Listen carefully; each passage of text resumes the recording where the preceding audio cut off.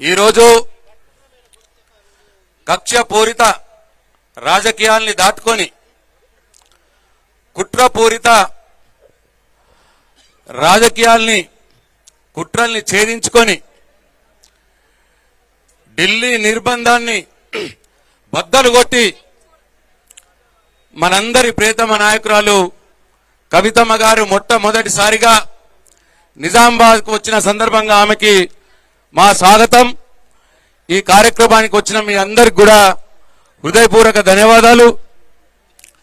ఇవాళ ఈరోజు ముఖ్యమంత్రి ఇచ్చిన హామీలు అమలు చేయడం చేతగాక, ఒక్క హామీ కూడా అమలు చేయడం చేతగాక కేసీఆర్ మీద, కేటీఆర్ మీద, బీఆర్ఎస్ పార్టీ నాయకుల మీద అన్ని లఫంగ మాటలు, హౌలే మాటలు, ఇష్టం వచ్చినట్టు మాట్లాడుకుంటా కాలం గడుపుతున్న చేతగాని దద్దమ్మ ఇవాళ రాష్ట్ర ముఖ్యమంత్రి రేవంత్ రెడ్డి.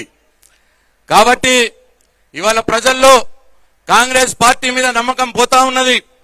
రేపు రాబోయే స్థానిక సంస్థల ఎన్నికల్లో తప్పకుండా టీఆర్ఎస్ పార్టీ ఇవాళ కవితమ్మ గారి నాయకత్వంలో నిజామాబాద్ జిల్లాలో విజయ దుందమి మోగించబోతున్నదని చెప్పి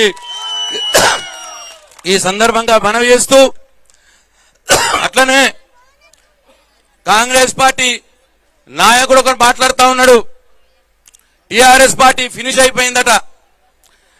అరే టీఆర్ఎస్ పార్టీ ఫినిష్ కాదు, టీఆర్ఎస్ పార్టీ రోజు రోజుకు పెరుగుతూనే ఉన్నది. హామీలు అమలు చేయడం చేతగాక మీ ముఖ్యమంత్రి టీవీలో కనిపిస్తే అసహించుకుని టీవీ మూసేసే పరిస్థితి ఇవాళ ప్రజలు చేస్తా ఉన్నారు.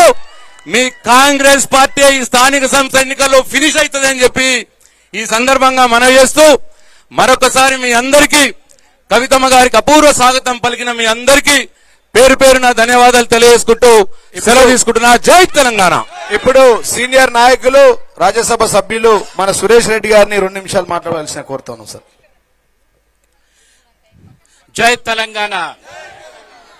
ఈరోజు కవితమ్మకు ఇంత పెద్ద ఎత్తున స్వాగతం పలుకుతున్న నిజామాబాద్ ప్రజలందరికీ బీఆర్ఎస్ పార్టీ తరఫున మీ అందరికీ కృతజ్ఞతలు, శుభాకాంక్షలు తెలియజేస్తూ, కేంద్ర ప్రభుత్వం కక్షలతో అయినా, రాష్ట్ర ప్రభుత్వం కుట్రలు అన్నా, రాష్ట్ర ప్రజలు మాత్రం కవితమ్మ వెంట ఉన్నామని ఈ రోజు నిజామాబాద్ ప్రజలు చూపించిన స్వాగతమే ఇదొక నిదర్శనం అనే విషయాన్ని మనం గమనించాలి. పోయిన డిసెంబర్లో కాంగ్రెస్ పార్టీ అధికారంలోకి వచ్చేది. ఈ డిసెంబర్కి వస్తే ఒక ఏడాది దాటాది వాళ్ళ అధికారంలోకి వచ్చి.